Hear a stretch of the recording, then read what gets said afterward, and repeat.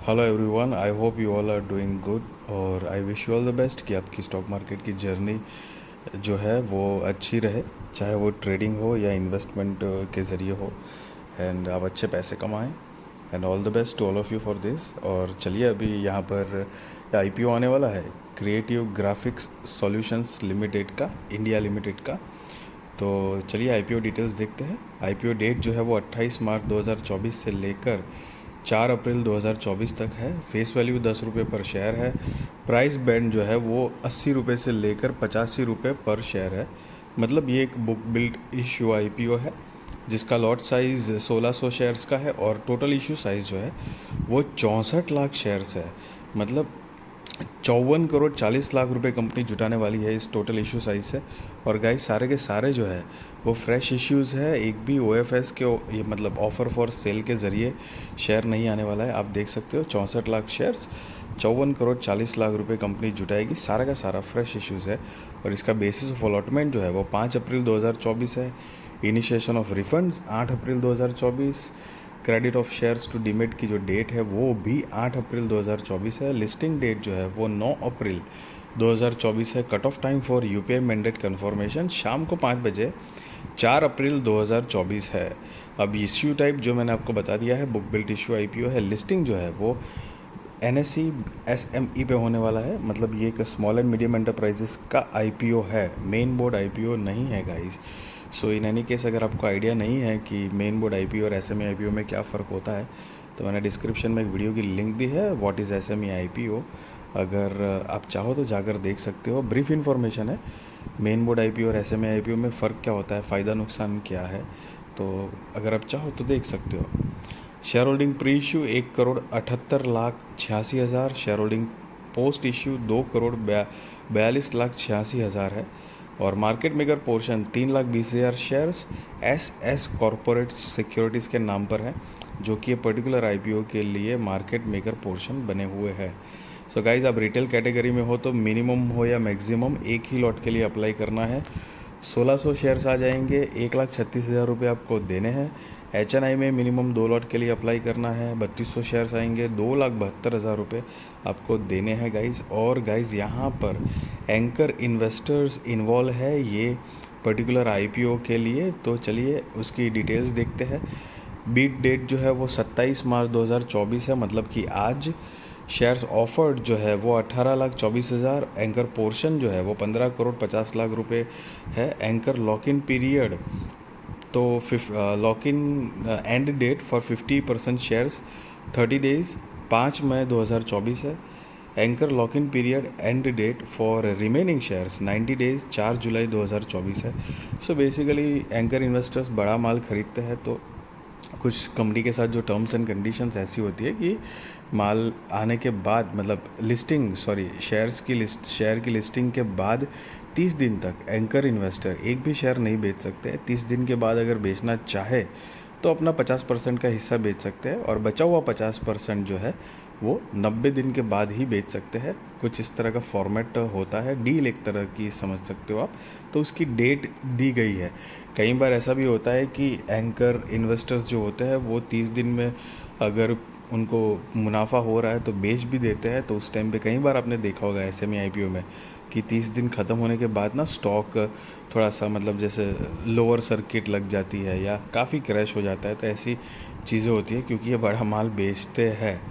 Promoters की बात करें तो mister Deepanshu Goyal and misses Sarika Goyal are the company promoters. Shareholding pre issue है उनकी 92.10%।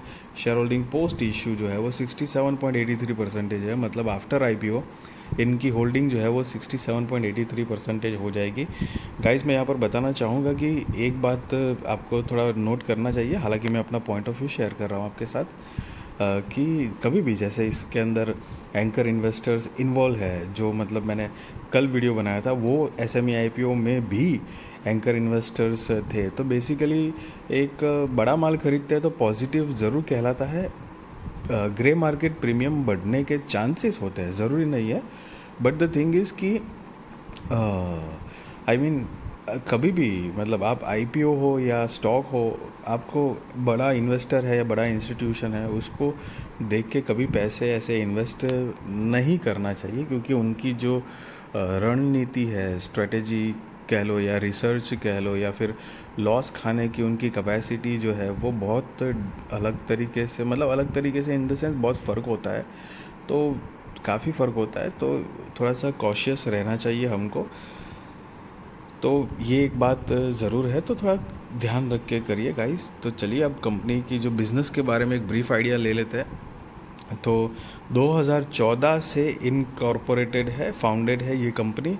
सो creative graphic solutions India limited manufactures flexographic printing plates.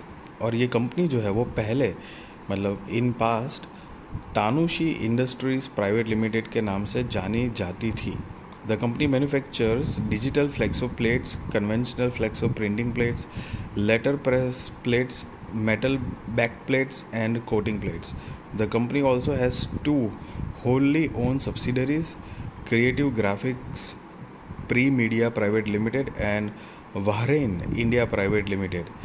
Creative Graphics Pre-Media Private Limited offers pre-media services such as a design, customization and print production.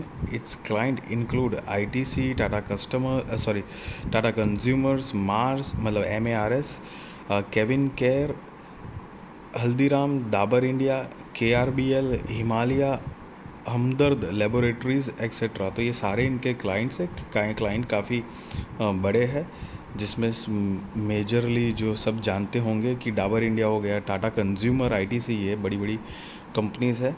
Bahrain India Private Limited offers packaging solutions for the pharmaceutical industries such as alu foil, blister foil, tropical alu foil, CR foil and pharmaceutical sachet.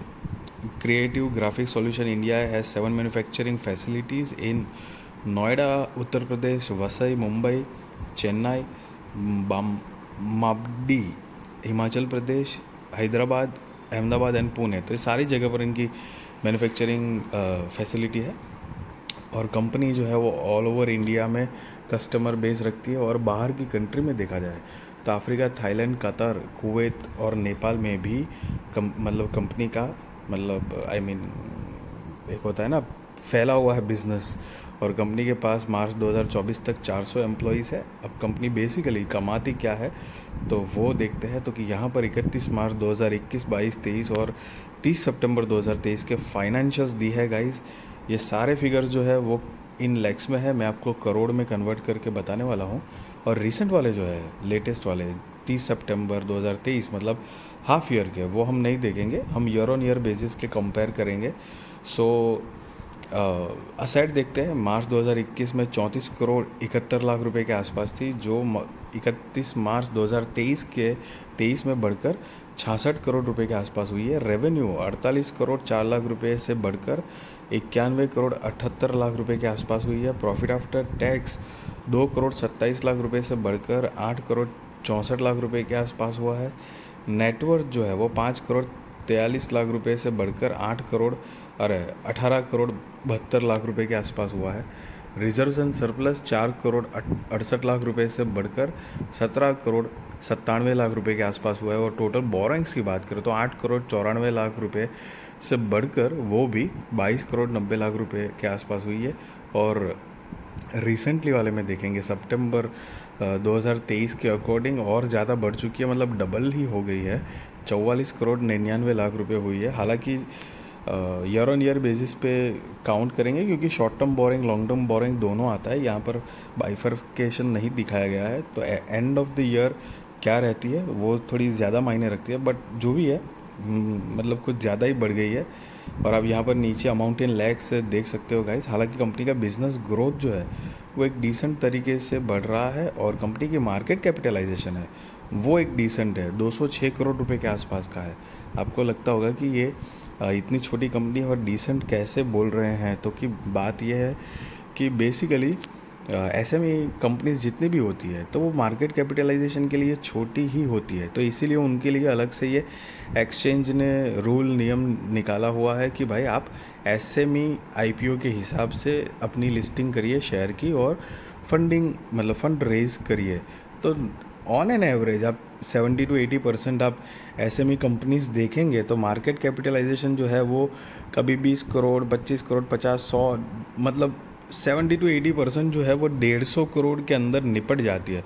बहुत कम कंपनियां होती है जो मतलब पौने 200 करोड़ के up होता है, तो उस हिसाब से कंसिडरेशन करें तो एक डिसेंट मार्केट कैपिटलाइजेशन है, साथ में एंकर इन्वेस्टर इन्वॉल्व है तो वो भी एक पॉजिटिव बात है।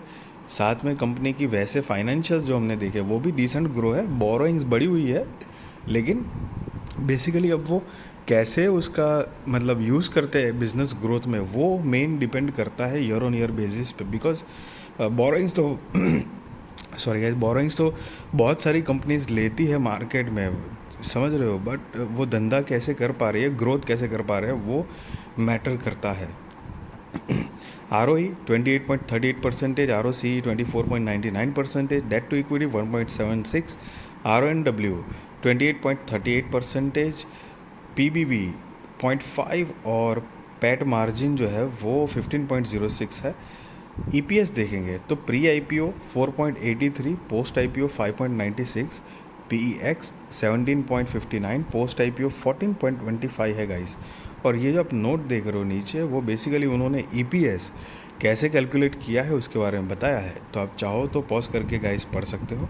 और साथ में यहाँ पर कंपनी का ऑब्जेक्ट ऑफ इश्यूज़ है कि IPO लाने की रीजंस क्या है, तो उसमें to meet the working capital requirements of the company, repayment prepayment in part और full of certain borrowings, to meet the capital expenditure of the company, to meet out in organic growth through unidentified acquisitions of और company, और last जो है वो general corporate purposes.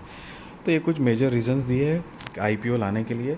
So guys, all the best, be responsible trader, be responsible investor guys, and value your money. I hope आपकी stock market की journey जो है investment trading की वो अच्छी रहे, आप अच्छे पैसे कमाएं। एंड यस गाइज, मैं आपको कोई बाय और सेल रिकमेंडेशन नहीं दे रहा हूँ, ना ही मैं आपको ये बता रहा हूँ कि आप IPO में अप्लाई करो या ना करो। That is depend on your risk research, और आप अपने फाइनेंशियल एडवाइज़र को पूछ कर करना। वीडियो अच्छी लगी तो ज़रूर लाइक शेयर सब्सक्राइब करिए, आपके सारे कॉन्टैक्ट के साथ भी मेरी वीडियो चैनल शेयर करिए ताकि उनकी भी स्टॉक मार्केट की जर्नी और भी ज़्यादा कॉन्फिडेंट सक्सेसफुल अवेयर हो पाए। Thank you so much for watching this video guys.